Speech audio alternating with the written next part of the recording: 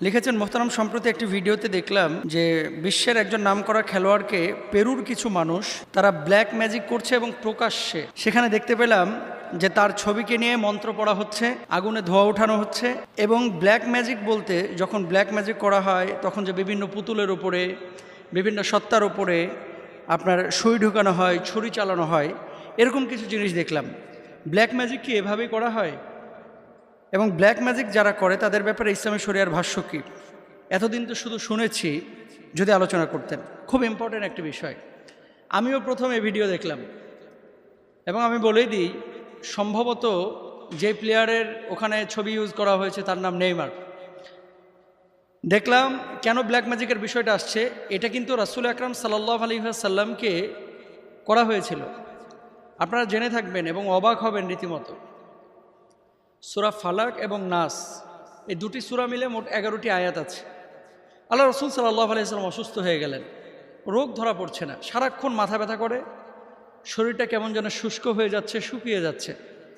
ঠিক এমন মুহূর্তে আল্লাহ সুবহানাহু ওয়া তাআলা ওহী মারফত আল্লাহ রসুল সাল্লাল্লাহু আলাইহি ওয়াসাল্লামকে জানিয়ে দিলেন যে আপনাকে জাদু করা হয়েছে।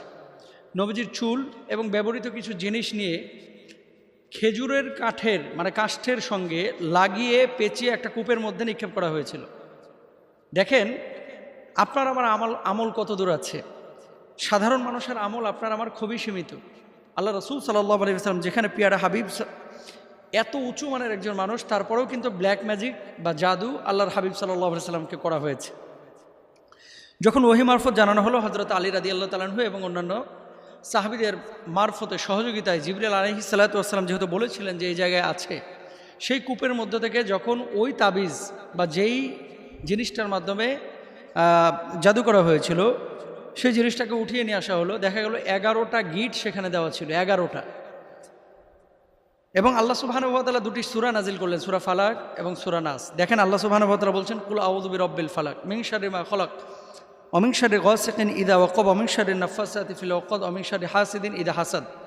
এবং সূরা নাসের আয়াতগুলো একটা একটা করে আয়াত পাঠ করা হলো, আর 11টি গিটটি যে গিট দেওয়া ছিল এগুলো ঠাস ঠাস করে খুলে গেল। সুবহানাল্লাহ। নবীজি সাল্লাল্লাহু আলাইহি ওয়াসাল্লাম মুক্ত হয়ে গেলেন ব্ল্যাক ম্যাজিক থেকে বা জাদু থেকে, সুস্থ হয়ে গেলেন। কথা হচ্ছে, বর্তমান সময়ে যারা ব্ল্যাক ম্যাজিক করে, আপনাদেরকে কয়েকটা কথা বলি। আপনাকে তখনই তারা ইফেক্টেবল করবে, তখনই ইফেক্টেড আপনি হবেন যখন দেখবেন যে কেউ আপনার নখ খুঁজছে, যখন কেউ আপনার চুল খুঁজছে, যখন আপনার কেউ পরনের কোনো পোশাক আশাক খুঁজছে, যখন এরকম কোনো পোশাক আশাক অথবা নখ চুল এগুলো খোঁজাখুঁজি করবে।